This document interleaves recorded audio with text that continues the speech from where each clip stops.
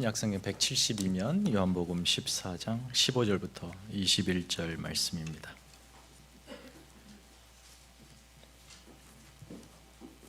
우리 다 같이 읽겠습니다.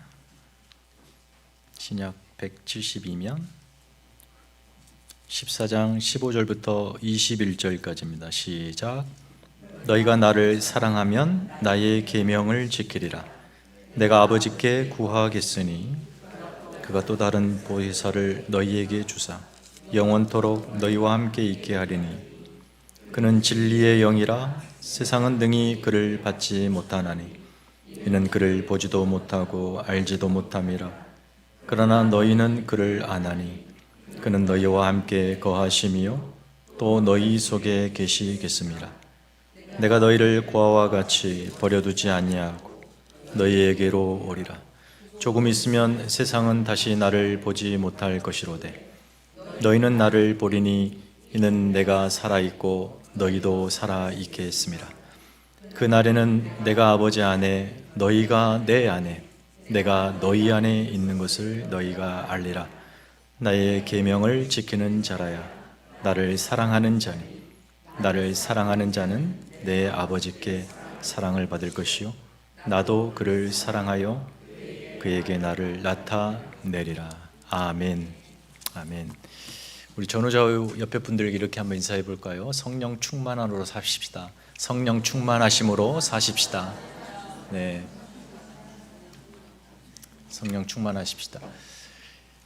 부활하신 예수님께서 40일 동안 제자들과 함께 있으면서 하나님 나라의 일을 자세히 가르쳐 주시고 이제 하늘로 승천하실 때 그때가 이제 그 유월절 이후 40일이 되던 때입니다. 그 10일 후 유대력으로는 7일 일주일이 7번 지난 49일이죠. 77절 그리고 오순절이라고 하는 50일째 되는 유대 절기입니다. 봄에 수확을 하는 시기인데 이때 바로 예루살렘에 있는 제자들에게 예수님께서 약속하신 성령이 임하시죠. 최초의 성령 강림 사건입니다. 그래서 이날을 기념하는 정확히 지난 우리가 50일 전에 부활주일을 했고 성령 강림주일로 지킵니다.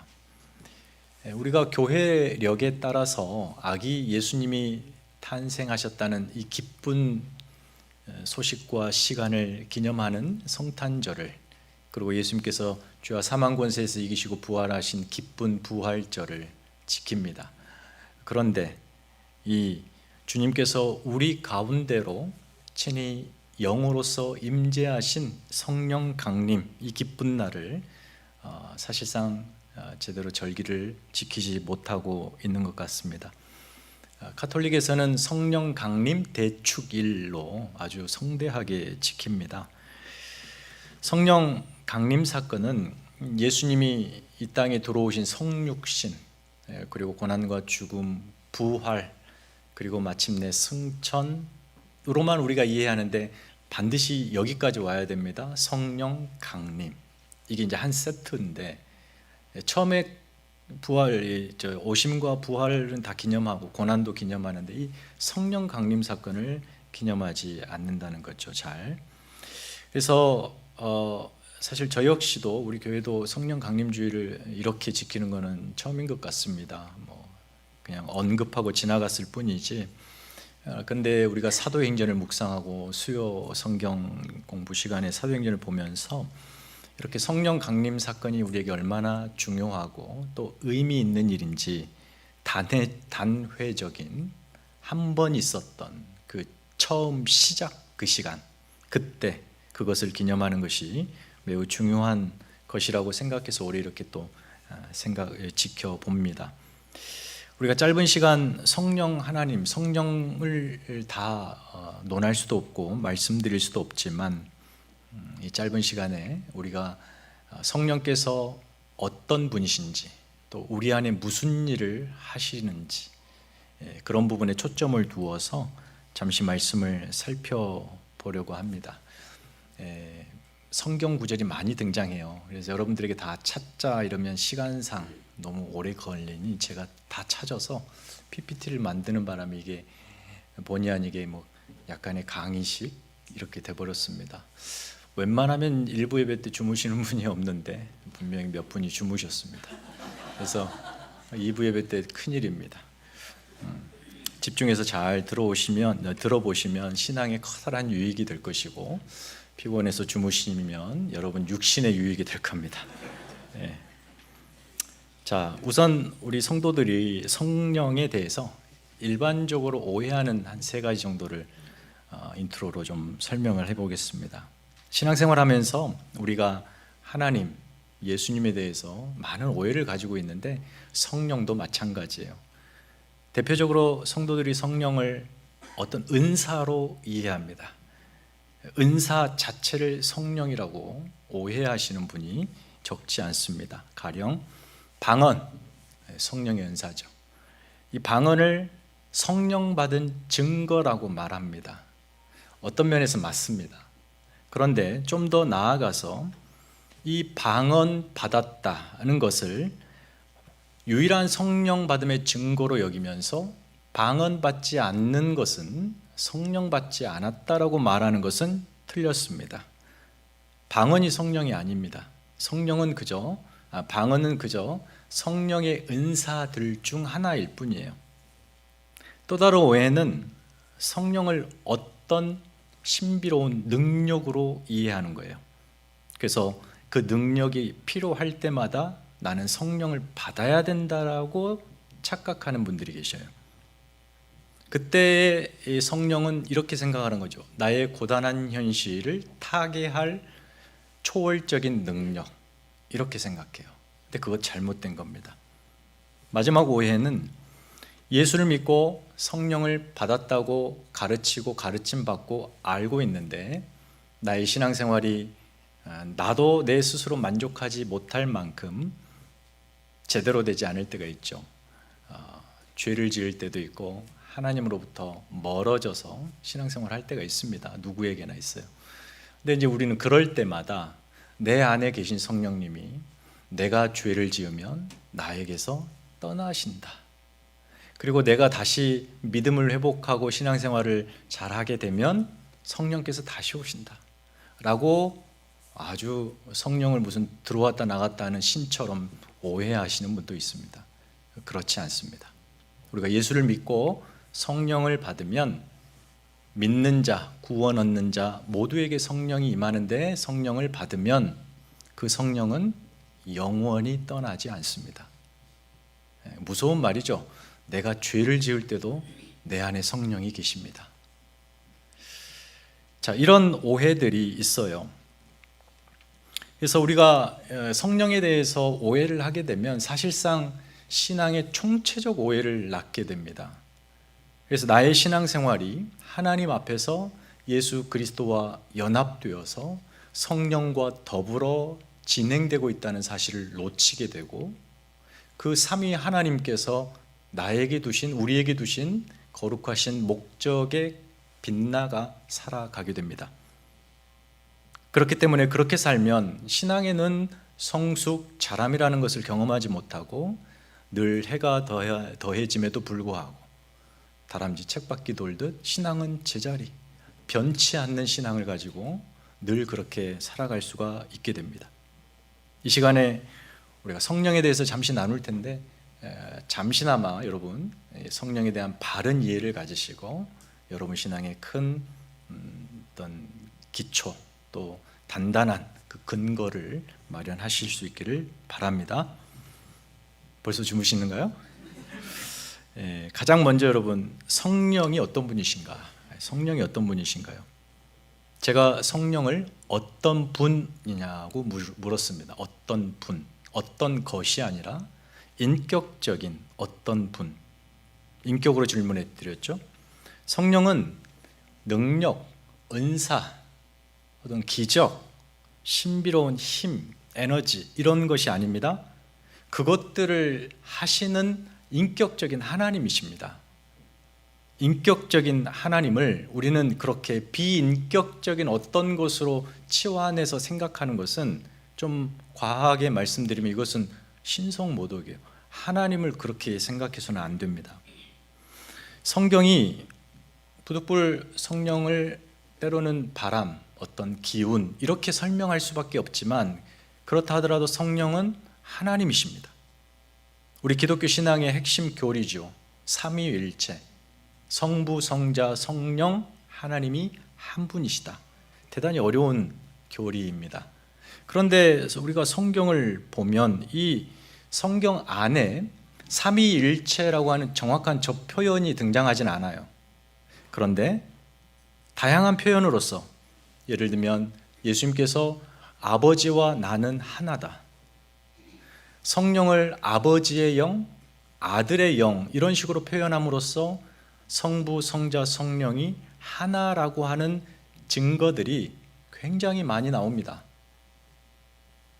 우리가 잘 아시듯, 여러분이 잘 아시듯 성경 딱 처음 편 창세기 1장 2절부터 하나님의 영이 등장해요. 그리고 사람을 창조하셨죠. 사람을 우리의 형상을 따라 우리의 모양대로 창조하자, 짓자. 그때 우리가 등장하면서 분명히 복수의 창조자들이 등장했죠. 신약에서 바울은 골로새서에서 이 부분을 하나님이 창조하실 때 이 창조 세계, 그때 어떻게 창조하셨느냐? 바로 예수 그리스도 아들로 말미암아 아들을 통해 창조하셨다고 분명히 언급하고 있습니다. 그러니까 창세 전부터 성부, 성자, 성령이 하나로 계셨습니다. 이게 삼위일체죠. 삼위, 아버지, 아들, 영 이렇게 삼위로 존재하지만 본체는 하나다. 그 능력과 영광이 동등한 한 분 하나님이시다. 대단히 복잡하죠. 세 분인데 하나라고 하니까 미치겠죠. 잘 안 믿어지고 이게 논리적으로 설명이 안 되는데 이게 참 이 설명이 다양한 비유를 들면 오히려 그 비유가 이 설명을 더 모호하게 만들기 때문에 어떤 비유를 들기가 쉽지 않습니다. 1647년에 종교개혁자들의 신앙 전통을 그 신학들을 이어받아 교리화해서 영국에서 웨스트민스터 신앙 고백서를 만들었는데요. 우리는 그것을 오늘날 신앙 전통으로 믿고 있습니다. 그 웨스트민스터 신앙 고백서 2장 3절을 한번 우리 다 같이 읽어봅시다. 시작. 성부는 아무에게서 나지도 않으시며 유래하시지도 않으시나 성자는 영원히 성부에게 나시고 성령은 영원히 성부와 성자로부터 나오신다. 모르겠죠 무슨 말인지. 성부 하나님으로부터 성자 성령이 나왔다 이 말이에요. 성부 하나님은 어느 곳으로부터 나오신 분이 아니에요. 스스로 완벽하신 전능자, 영원하신 하나님이십니다. 무엇에 의존해서 당신이 존재하지 않고 무엇이 있어야 존재하지 않는 그냥 스스로 완벽하신 전능하신 그분으로부터 아들이 나옵니다. 독생자라고 그러죠. 유래합니다. 그래서 유일하게 하나님으로부터 유래하신 성자, 그 성자 하나님이 성부 하나님과 하나이시다. 모든 것을 공유하시는 하나이시다. 어떻게? 두 분이 성령, 영으로 모든 것을 공유하시는, 두 분이 영으로 하나이시다. 따라서 아버지 하나님이 하시는 일을 아들 예수님이 모르실 리가 없고 그 반대도 마찬가지고, 하나님이 하시는 모든 일은 그러므로 성부, 성자, 성령 삼위의 하나님이 하시는 일이 되는 거예요. 각 위가 독자적으로 활동하지 않습니다. 창세 전부터, 그 영원 전부터 영원까지 인간으로 도저히 이해할 수 없는 시공간이지만 그 모든 세계를 이 성부, 성자, 성령 하나님이 함께 하시며 신격과 성품을 구현하시는 사역을 하십니다. 한 분 하나님이시죠. 성부 하나님께서 주로 활동하셨던 우리의 성경 구약 시대 이스라엘이죠. 아브라함을 찾아가 주시고 그에게 언약의 약속을 맺으시고 그 언약을 신실히 이루어 이스라엘을 붙드신 그 아버지 하나님, 성부 하나님. 근데 구약 성경을 보면 성부 하나님께서 당신의 영을 이스라엘에게 가끔씩 보내십니다. 영을 보내셔서 그 영이 일을 하시죠. 어떤 사람에게 영을 보내는데 그 영으로 그 사람이 충만해지면 놀라운 일들을 하기도 합니다. 가끔 간헐적으로 임시 방편으로 당신의 영을 이스라엘에게 보내셔요. 그런데 하나님께서 이 구약에 보면 그 영을 임시 방편이 아니라 내가 영원히 너희 안에 두도록 보내겠다라고 약속을 하십니다. 이것이 바로 구약의 메시아에 대한 약속이며 성령에 대한 약속인데 아주 중요한 구절들이어서 4개의 말씀인데 우리 한번 쭉 같이 그냥 읽어보겠습니다. 자, 이사야 32장 15절부터 시작. 마침내 위에서부터 영을 우리에게 부어주시리니 광야가 아름다운 밭이 되며 아름다운 밭을 숲으로 여기게 되리라. 나는 목마른 자에게 물을 주며 마른 땅에 시내가 흐르게 하며 나의 영을 내 자손에게 나의 복을 내 후손에게 부어주리니. 에스겔서 내가 다시는 내 얼굴을 그들에게 가리지 아니하리니 이는 내가 내 영을 이스라엘 족속에게 쏟았음이라. 그 후에 내가 내 영을 만민에게 부어주리니 너희 자녀들이 장래일을 말할 것이며 너희 늙은이는 꿈을 꾸며 너희 젊은이는 이상을 볼 것이며 그때에 내가 또 내 영을 남종과 여종에게 부어줄 것이며. 전부 무슨 말씀이냐면 그때에 어느 때가 되면 내가 나의 영을 너희에게 부어주겠다라고 말씀하십니다. 그냥 일회적으로 단회적으로 임시적으로 부어주시는 것이 아니라 영원히 너희 가운데 거하도록 부어주시겠다라고 하는 위대한 약속입니다. 언제요? 메시아가 오면. 바로 그때가 도래한 것이 예수 그리스도께서 오심입니다. 하나님이 당신의 영을 간헐적으로 보내서 그들이 함께 하나님과 함께 계셨던 구약시대와 달리 이제 예수님이 그들 가운데 들어와 버리시죠. 그들과 함께 거합니다. 동고동락해요. 바로 그때 성부 하나님께서 성자 예수님을 이 땅에 보내십니다. 말씀으로 영원히 계셨던 그분이 인간의 육신을 입고 인간 안으로 들어오신 사건, 성육신. 말씀이 육신이 되어 우리 가운데 거하심에 우리가 그 영광을 보니 아버지의 독생자의 영광이요 은혜와 진리가 충만한 그 하나님을 만나게 된 거예요. 그 예수님께서 오늘 본문이 속한 요한복음 14장 초반에 이렇게 제자들에게 말씀하시는데요. 다 같이 한번 읽어볼까요? 자, 시작. 너희는 마음에 근심하지 말라. 하나님을 믿으니 또 나를 믿으라. 내 아버지 집에 거할 곳이 많도다. 그렇지 않으면 너희에게 일렀으리라. 내가 너희를 위하여 거처를 예비하러 가노니 가서 너희를 위하여 거처를 예비하면 내가 다시 와서 너희를 내게로 영접하여 나 있는 곳에 너희도 있게 하리라. 내가 떠나겠다 이 말이에요. 지금 제자들에게 내가 곧 있으면 너희를 떠난다. 모든 사역을 마치시고 예수님은 육신으로 오신 예수님은 제자들을 떠날 거예요.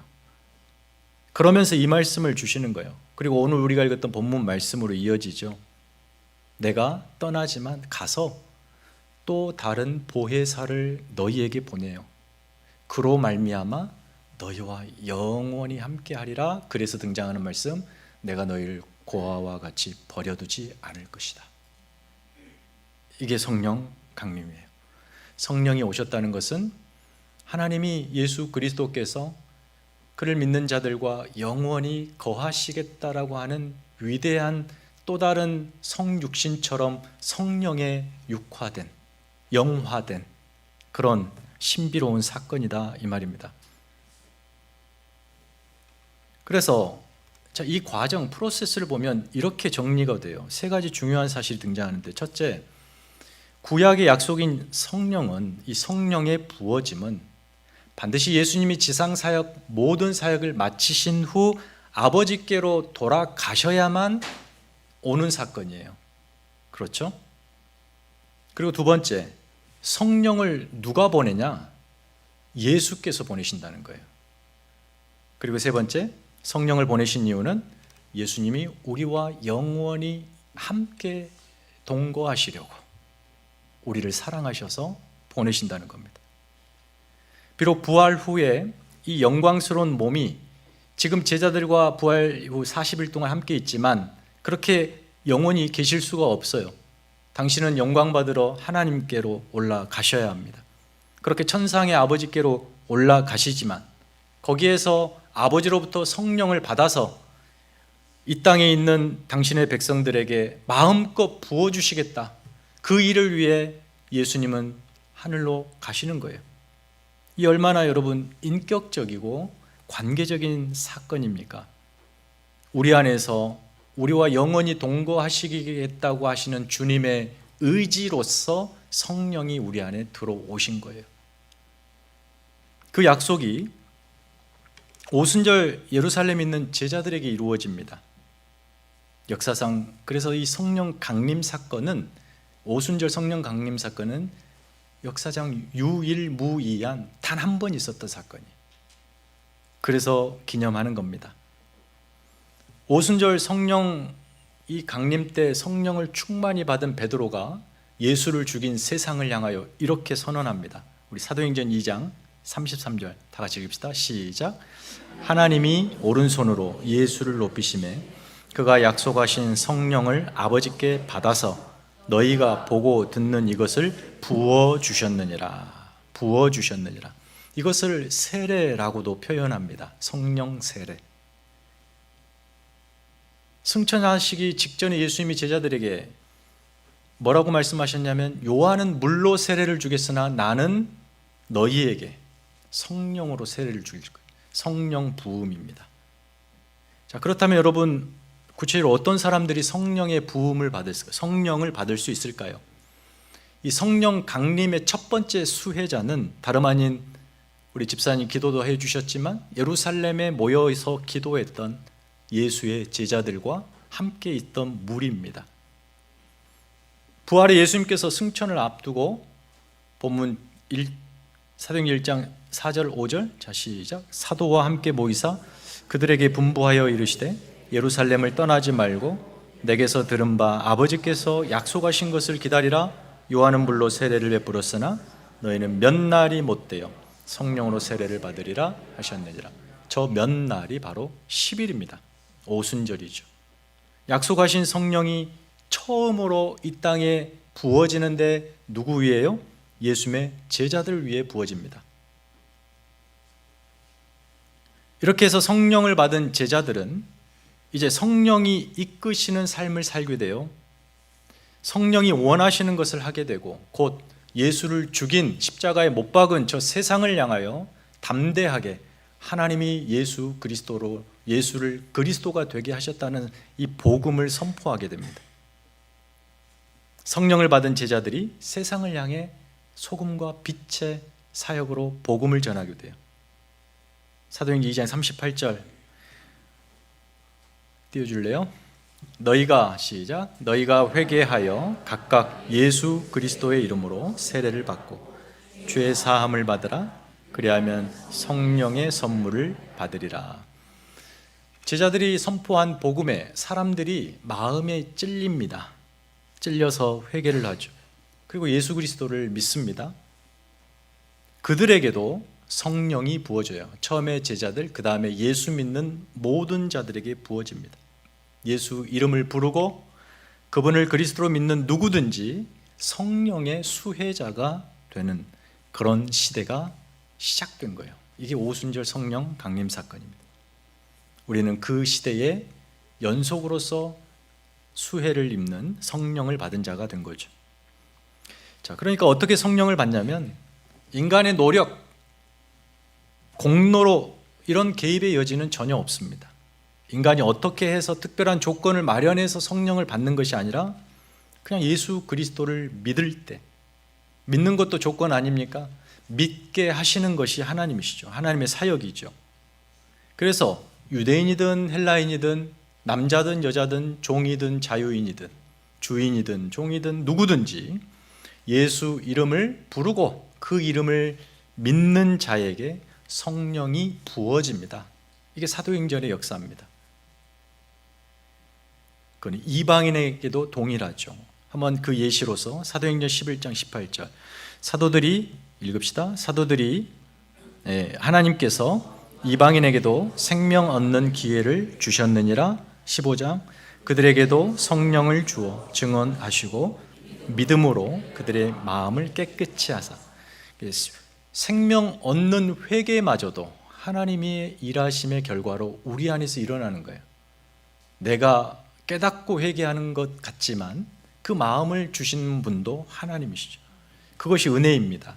그렇게 예수가 믿어지고 내가 누구인지가 보여지고 그렇게 죄인으로서 회개하면 그 마음이 씻어지고 깨끗하게 정결케 되어 예수가 믿어지고 성령을 받게 됩니다. 그 누구든지에게 성령이 부어지는 거예요. 그래서 혹 이 자리에 계신 성도 여러분 중에 나는 교회를 다니고 또 오래 다녔는데 예수가 잘 안 믿어진다. 솔직하게 자기 자신에게 나 예수가 잘 안 믿어진다. 어떤 분인지는 알겠는데 정말 마음속 깊은 신앙으로서의 그분이 나의 구주, 나의 하나님으로 믿어지지가 않는다. 한켠에 진한 의심이 있다. 그렇다면 내가 내 의지로 믿는 것이 아니에요. 그래서 믿지 못하게 하는 무언가가 내 마음을 가로막고 있습니다. 그걸 보셔야 합니다. 그게 뭐냐면 대개 죄입니다. 교만이 될 수 있고요. 나의 이 잘난 이성이 될 수 있어요. 논리적 판단으로 이해가 되고 납득이 되어야만 믿겠다라고 하는 교만일 수도 있고 고집일 수도 있습니다. 그분이 나를 구원하신 생명의 주님이라는 사실이 안 믿어진다, 솔직하게. 그럼 여러분이 뭘 하셔야 되냐면 이렇게 하나님 앞에 진실하게 여러분 스스로 각자가 나아가 기도하실 때 이렇게 하셔야 합니다. 주님, 저의 믿음 없음을 용서하여 주십시오. 내게도 생명 얻는 회개를 주셔서 주님이 그리스도라는 사실이 누구도 부인할 수 없을 만큼 확실하게 믿어지게 도와주시옵소서. 성령을 부어주십시오. 이렇게 기도 한번 해보십시오. 기도하면 하나님께서 그 영혼을 불쌍히 여기실 겁니다. 그리고 그 영혼에 약속하신 당신의 영을 부어주실 줄 믿습니다. 그런 분들에게 예수님이 믿어지시는 은혜가 있기를 축원합니다. 여러분이 성령을 받았습니다. 고로 성령이 우리 안에 거하십니다. 그렇다면 여러분, 성령이 우리 안에 거주하시는 목적, 성령은 우리 안에 무슨 일을 하시는 것일까요? 예수를 믿고 성령을 받았습니다. 이 말은 이제 새롭게 태어난 새 생명이 시작됐습니다. 이 말과 같습니다. 어린아이가 태어났는데 몸뚱아리만 태어나나요? 그 어린아이에게도 영혼이 있잖아요.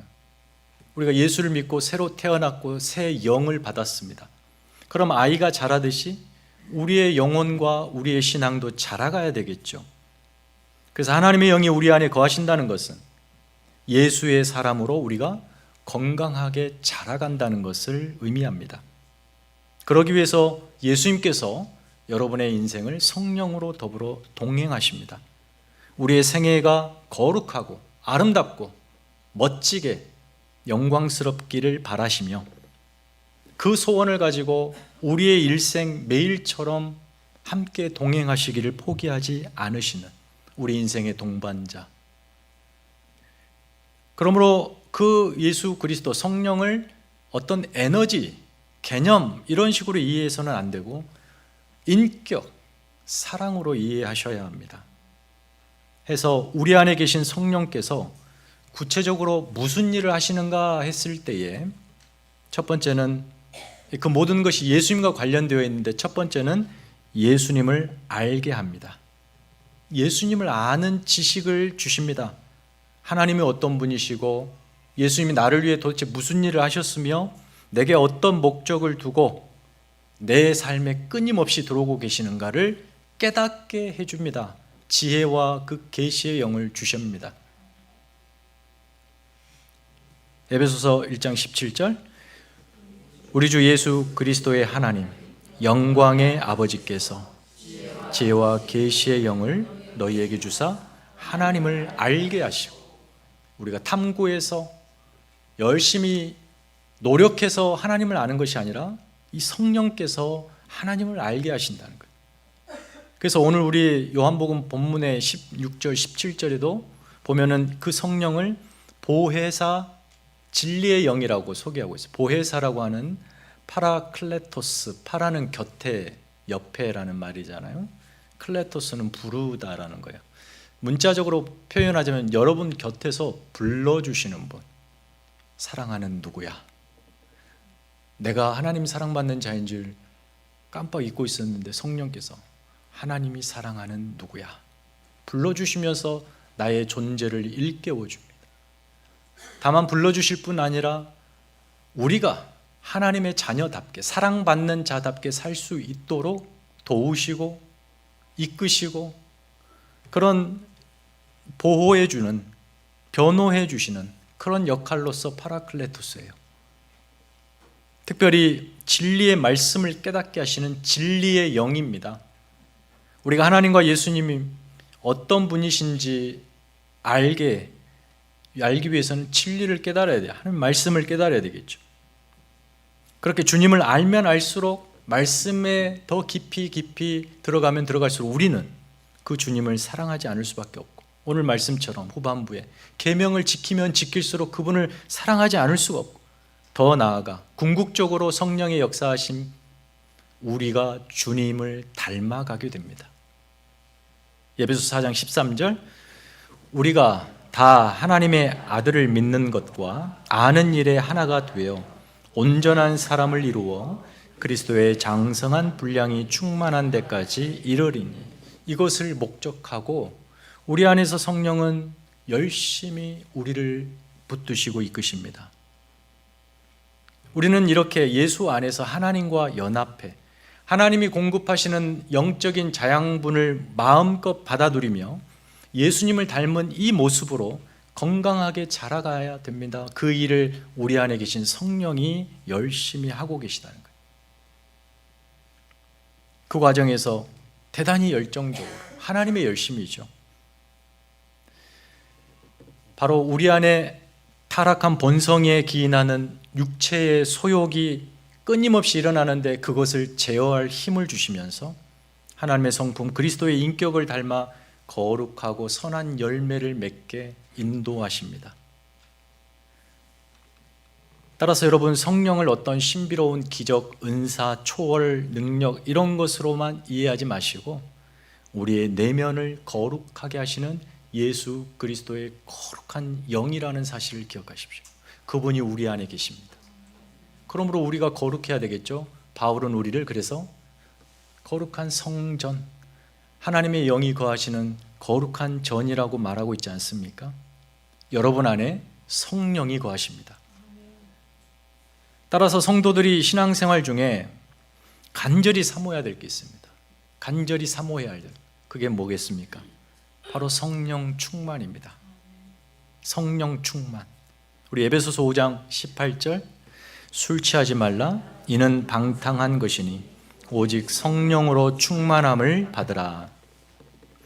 성령 충만이란 성령을 계속 받는 것이라고 오해하시면 안 돼요. 그게 아니라 이미 내 안에 계신 성령 하나님에 의해서 온전히 내 삶이 지배받는 것을 성령 충만이라고 말해요. 온전히 지배받는 것. 바울은 우리가 이해하기 쉽게 술 취함이 이것을 비유하고 있죠. 술에 취한다는 것은 무슨 말입니까? 술에 자신이 온전히 지배당했다 이 말입니다. 그 결과 내가 스스로 의지를 가지고 행할 어떤 일도 할 수 없는 상태가 되어 오직 술의 힘에 붙들려 살아가는, 술이 이끌고 가는 그런 상태가 된다는 거예요. 이것을 성령 충만과 대비해서 성령으로 우리가 충만해진다는 것 역시 성령의 자신의 온전히 지배당해 사는 것을 의미합니다.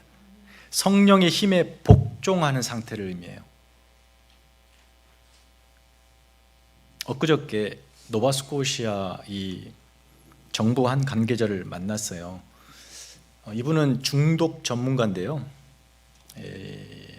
우리 헬리팩스, 사실 헬리팩스 제외한 다른 지역은 정말 더 비참하더라고요. 어떤 케어 시스템이 작동하지 않아서. 그러나 헬리팩스 안에도 심각합니다. 술, 각종 마약류 같은 약물 중독, 그 다음에 성, 게임, 도박, 특히 마약이 심각한데 얼마나 그것이 심각한가를 1시간 동안 얘기를 들었어요. 그분을 초청해서 들은 이유는 우리가 너무 헬리팩스를 모르고 있다. 그래서 기회가 되면 이제 우리 학생부 아이들과 부모들과 함께 두고 세미나를 조만간에 해보려고 합니다. 어른들은 이제 수요 예배 때 한 번 더 기회가 되면 하려고 하고요. 근데 충격적인 얘기를 들었어요. 이것이 그 철부지 어린 청소년들의 문제가 아니라, 그들만의 문제가 아니라 사회 전반에 걸쳐서 심각한 상태라는 거예요. 일에 과중한 스트레스를 받고 있는 그런 직종들에서 더 많이 일어나고 있어요. 변호사, 사업가, 심지어 경찰, 오피스 잡에 그 많은 일에 짓눌려 있는 사람들, 정해진 조그만 시간 속에 많은 일을 해야 되는 스트레스를 받고 있는 이 사람들이 마약을 한다는 겁니다. 중독되어서 막 일상이 망가지 그런 상태가 아니라 한 번 마약을 하면 2, 3일 동안 잠 안 자도 거뜬하답니다. 그래서 한다는 거예요. 그 일을 다 처리해야 되니까. 돈이 많은 사람일수록 건강하게 마약을 합니다. 아이들을 보면 시험을 앞두고 간혹 에너지 드링크를 마신다고, 저희 아이들도 그랬는데요. 에너지 드링크를 마셔요. 근데 마치 아이들 중에 이 에너지 드링크를 마시듯 일종의 그 마약을 합니다.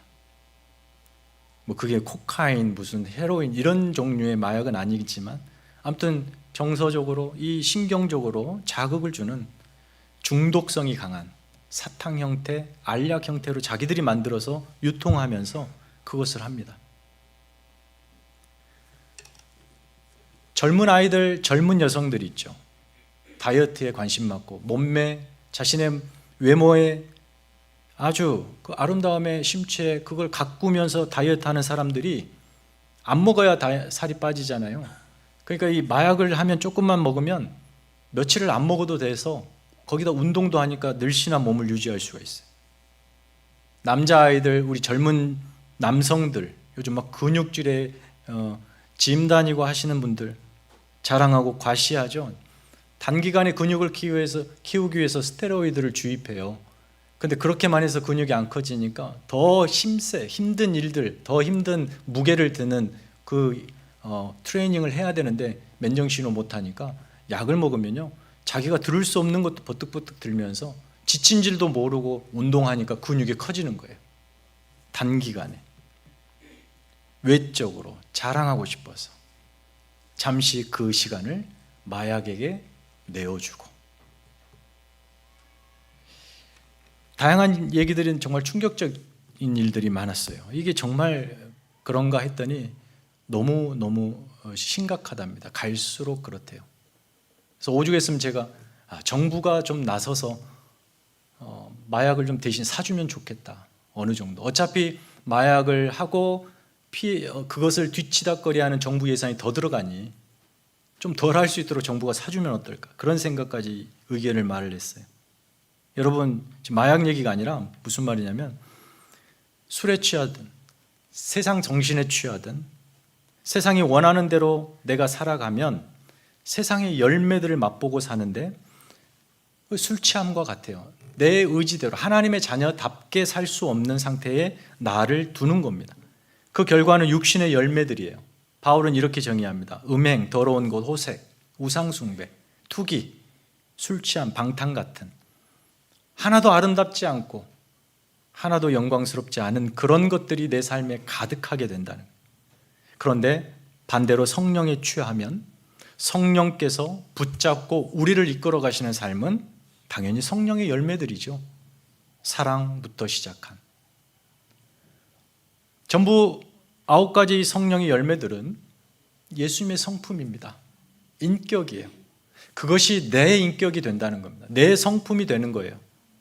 어쩔 때요? 성령이 나를 붙잡고 있을 때, 내가 성령에 충만해져 있을 때, 나의 모든 삶과 의지를 성령께 내어드릴 때, 우리가 성령 충만 받아야 될 이유는 뭐냐면, 그렇지 않으면 우리의 본성상 우리 육체의 정욕과 탐심이 우리를 그쪽으로 끌고 가기 때문에 그렇습니다. 그것을 바울은 우리 안에서 육체의 소욕과 성령의 싸움, 전쟁으로 표현하고 있어요. 세상을 쫓아 살려고 하는 나의 옛 자아, 마음, 성령을 쫓아 살려고 하는 나의 새 자아, 이 두 자아가 싸우고 있어요. 하나는 세상의 힘에 복종하고 싶고 세상 즐거움에 붙잡히고 싶고, 하나는 성령에 복종하고 싶고 성령에 붙잡히고 싶어. 이 두 가지의 싸움이 매일처럼 일어나고 있어요. 우리의 영혼이 세상의 악한 영에 사로잡히느냐 성령에 사로잡히느냐, 이 싸움이에요. 그 중간은 없습니다. 여러분은 어떤 형태로든 어떤 영에 사로잡혀 살아갑니다. 우리는 이미 성령 안에 있다고, 성령이 우리 안에 계시다고 말씀드렸어요. 성령께서 우리 안에서 끊임없이 거룩한 생각을 불러일으켜 주시고 무엇이 선하고 아름답고 영광스러운지를 깨닫게 해 주시는 그 열심이 있는가 하면, 동시에 악한 영은 우리 영 밖에서 우리를 끊임없이 본성을 자극하고 보여주고 그쪽으로 우리를 끌어당기면서 악한 생각들을 주입시켜 줍니다. 그것을 차단하기 위해서 우리는 성령 충만을 필요로 합니다. 그래서 우리가 이렇게 기도해야 돼요. 성령 하나님, 내게 충만히 임재하여 주옵소서. 나를 온전히 다스려 주시고 세상 헛된 마음 제거하여 주시고 악한 영에게 내 자신, 내 생각, 내 의지를 결코 내어주지도 빼앗기지도 양도하지도 않게 붙잡아 주십시오. 진리로 나를 인도하여 주십시오. 그럼 매일처럼 기도하셔야 합니다. 신앙생활은 영적 전투입니다. 우리를 지배하고 우리에게 주인 노릇 했던 그 악한 영입니다.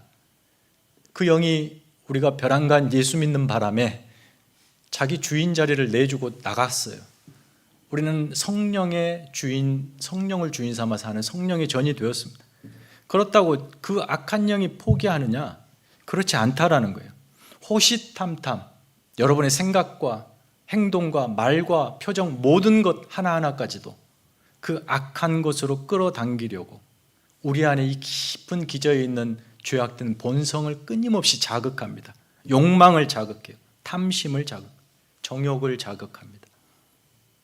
그렇게 우리의 마음이 자기에게로, 세상에게로 기울도록 그렇게 열심히 냅니다.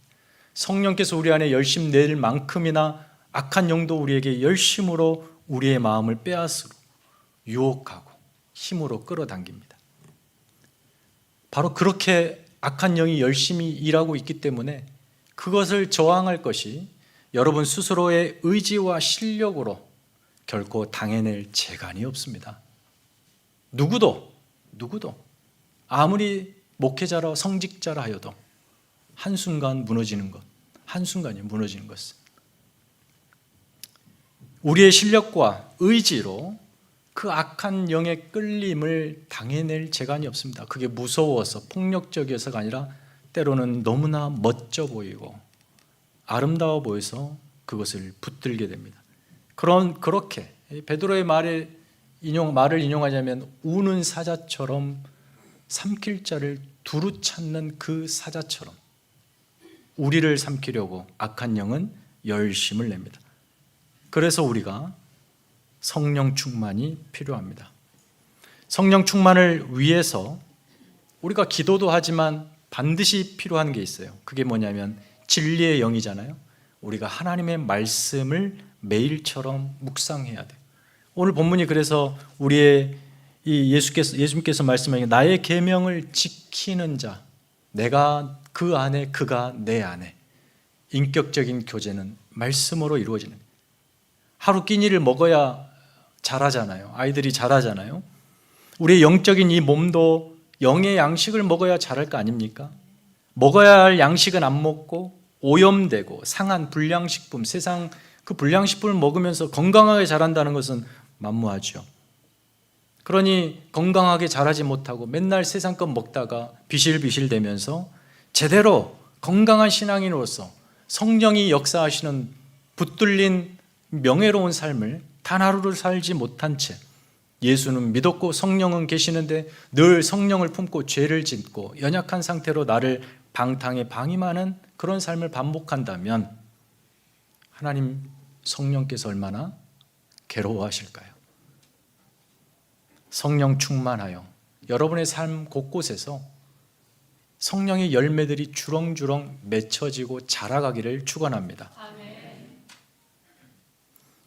여기서 끝내야 되겠죠. 그렇다면 구체적으로 성령의 열매들이 어떤 것들이고, 정말 우리가 개인이 자라고 공동체가 자라는데 중요한 게 있어요. 그게 뭐냐면 성령의 은사입니다. 우리가 성령 강림주의를 이렇게 지키게 됐으니 여기서 끝내면 안 되고, 다음 주에 바로 이 부분, 성령의 열매들이 도대체 무엇이고 성령의 은사들은 또 어떤 것들이 있는가, 이 부분까지 가야 어느 정도 마무리가 될 것 같아서 그 부분은 다음 시간에 여러분과 함께 나누도록 하겠습니다. 잠시 기도할 때에 특별히 오늘 본문의 말씀 속에 깊게 스며 있는 주님의 마음을 한번 떠올려 보십시다. 내가 너희를 고아처럼 버려두지 않을 것이다. 내가 나의 영을 너희에게 주어 너희의 평생을 함께 하겠다. 그렇게 들어오신 성령, 여러분 안에 지금 계시는 그 성령 하나님이십니다. 여러분의 모든 일생이 성령 하나님과 더불어 펼쳐지고 있습니다. 여러분이 은혜의 자리로 나아올 때도 그렇고, 죄악된 길로 걸어갈 때도 그렇고, 타인을 마음껏 내어주며 사랑할 때도 그렇고, 타인을 향하여 진노와 분노와 저주를 품을 때도 그렇고, 내 입술로 축복할 때도 그렇고, 내 입술로 누군가를 욕할 때도 그렇습니다. 그 어느 때도 성령께서 여러분 가운데 계십니다. 한 번쯤 고민해야 되지 않겠습니까? 그렇다면 나는 어떻게 말하고 행동하고 살아야 될까? 거룩한 성령의 전우로서 하나님 보시기에 부끄럽지 않는 영광스러운 내가 되기를 간절히 사모하며, 우리가 구해야 될 것, 하나님 성령 충만함을 허락하여 주시옵소서. 이 시간에 함께 간절히 기도하겠습니다. 하나님 아버지 감사합니다. 하나님 주님께서 영으로 우리와 함께 계어하시겠다고 성령을 우리 가운데 부어주셨습니다. 성령 하나님, 우리 가운데 충만히 임재하여 주시옵소서. 하나님, 우리 안에 있는 죄악된 모든 더러운 것들을 씻어주시고 상처들을 치유하여 주시고 회복시켜 주시옵시고, 두려움을 몰아내어 주시고 평안과 위로와 담대함을 주셔서 우리가 하나님의 자녀, 하나님의 백성이 성령께서 우리의 인생을 붙잡고 이끌고 가시다는 사실 앞에 결코 두려워하지 않게 하여 주시옵소서. 불안해하지 않게 하여 주시옵소서. 담대하게 주님과 더불어 살아가는 성령의 사람으로서 하루를 영광스럽게 살게 하여 주시옵소서. 하나님 함께하여 주시옵소서. 우리 가운데 임재하여 주시옵소서. 우리가 어디로 무엇을 그곳에 함께 하시는 성령께서 우리의 삶을 거룩한 곳으로 생명으로 역사하고 인도하여 주시옵소서. 하나님 감사합니다. 사랑하는 독생자 예수 그리스도를 우리를 살리시려 보내셨고, 이 거친 죄악된 세상 현실, 예수 그리스도를 십자가에 못 박을 만큼이나 거칠고 폭력적인 세상 그 한복판에 우리를 두셔서 우리로 하나님의 자녀답게 살아가게 하시는데, 우리 스스로는 그 일들을 감당할 수 없어서 성령을 보내시고 우리 안에 영원히 함께 하시겠다 약속하신 바를 이루신 삼위 하나님 감사합니다. 이 세상을 살아갈 때 우리에게 필요한 것은 물질도 아니고, 어찌 보면 지식도 아니고, 건강도 아닌 성령 충만함인 줄 믿습니다. 우리의 마음과 생각과 말과 행동, 표정까지 하나님 거룩하신 영이 붙잡아 주셔서 우리의 삶이 한 걸음 한 걸음이 하나님 앞에 거룩하고 영광스러운 참 성도의 삶이게 도와주시옵소서. 쉽게 타인을 향하여 비방하고 저주했던 우리의 입술을 정결케 하여 주시고, 시기, 질투, 분노를 품었던 우리의 가슴을 씻어주시고, 남을 배려하지 못하고 내 마음대로 내 중심대로 행동했던 나의 모든 발걸음을 용서하셔서 거룩하게 정결하게 씻어주시고, 우리의 모든 행동에 그리스도가 담기고 닮아가는 거룩한 삶이 되게 하여 주시옵소서. 이제는 우리 구주 예수 그리스도의 은혜와 하나님 아버지의 크고 놀라우신 사랑과 성령님의 교통하심, 지금부터 영원까지 사랑하는 성도들에게 함께 있을지어다. 아멘.